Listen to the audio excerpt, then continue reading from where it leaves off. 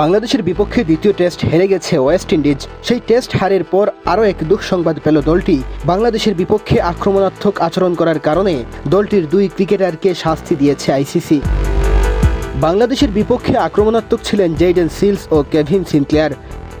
Kingston টেস্টে দুজনের এমন আচরণের কারণে শাস্তির মুখোমুখি হতে হলো তাদের। আইসিসি এক সংবাদ বিজ্ঞপ্তিতে অফিসিয়ালি এই শাস্তির কথা জানিয়েছে। বাংলাদেশের দ্বিতীয় ইনিংসের প্রথম ওভারে মাহমুদুল হাসানকে আউট করে সফরকারীদের ড্রেসিং রুমের দিকে তাকিয়ে অনাকাঙ্ক্ষিত ও অতি আক্রমণাত্মক অঙ্গভঙ্গি করেন ক্যারিবিয়ান পেসার সিলস।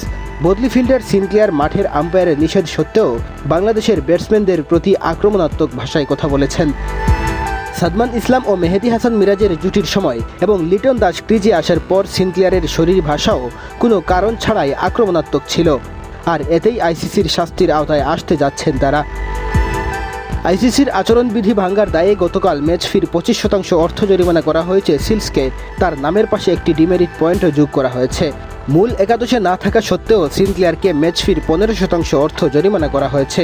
একই সাথে আন্তর্জাতিক ম্যাচে আম্পায়ারের নির্দেশনা অমান্য করায় তাকে এই শাস্তি দেওয়া হয়। আইসিসির শাস্তির আওতায় আসার পর দুজনই তাদের দোষ স্বীকার করে নিয়েছেন, ফলে আনুষ্ঠানিকভাবে তাদের আর শুনানির দরকার পড়েনি। লেভেল 1 পর্যায়ে আচরণবিধি ভাঙ্গার সর্বনিম্ন শাস্তি হলো আনুষ্ঠানিক তিরস্কার। সর্বোচ্চ শাস্তি হলো ম্যাচ ফির 50% অর্থ জরিমানা এবং তার পাশাপাশি একটি বা দুটি ডিমেরিট পয়েন্ট যোগ করা। 24 মাসের মধ্যে কোনো ক্রিকেটার ন্যূনতম 4টি ডিমেরিট পয়েন্ট পাবেন, তখন সেটি সাসপেনশন পয়েন্টে পরিণত হয় এবং খেলোয়াড়টি নিষিদ্ধ হন। যদিও 24 মাসের মধ্যে এই দুই ক্রিকেটারের এটি প্রথম ডিমেরিট পয়েন্ট।